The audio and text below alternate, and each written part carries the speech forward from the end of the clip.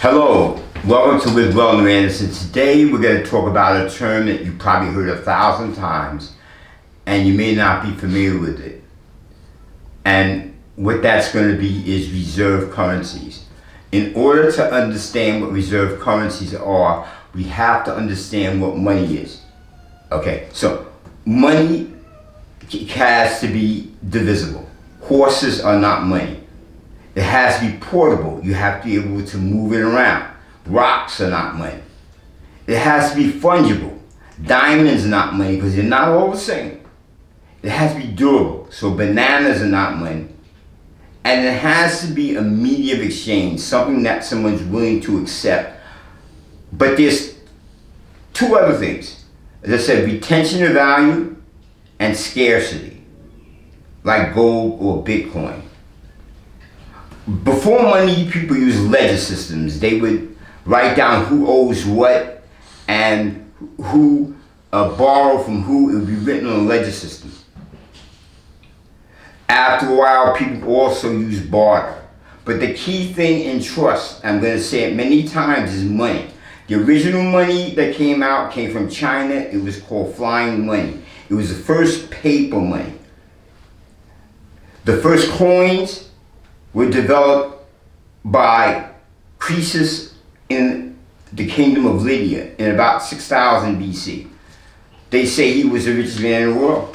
Well, in any case,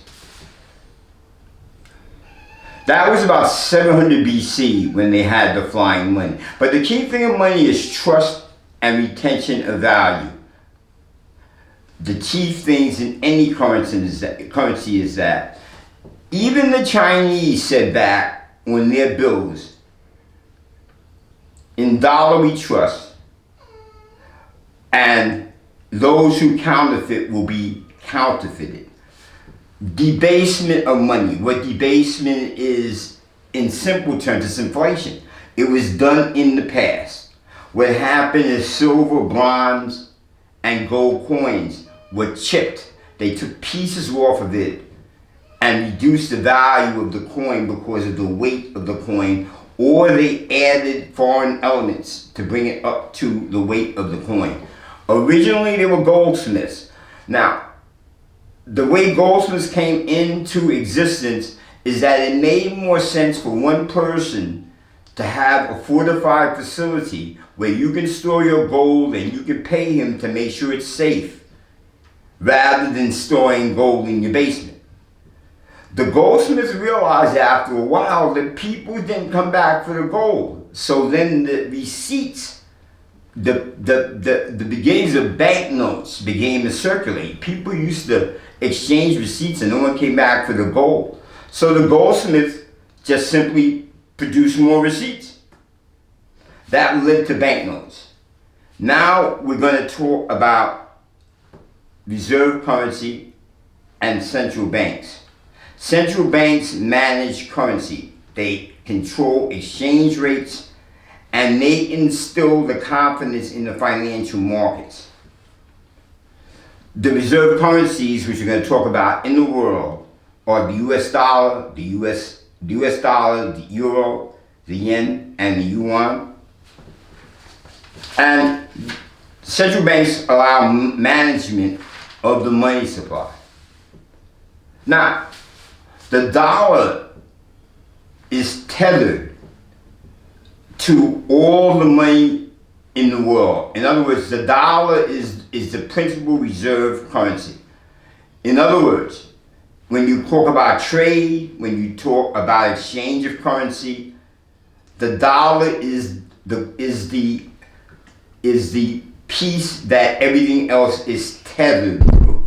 So as the dollar changes, the entire world market changes. There are 65 countries that are tethered to the dollar. Think of it this way. You live on a block. There's one nice house on the block. It's a beautiful house. The rest of the houses are average. And that one nice house begins to lose shingles. It starts to be decrepit. No one cuts the grass. It's sort of like That may have been, that's the cornerstone of the block. That's where all the faith and confidence is in that one property.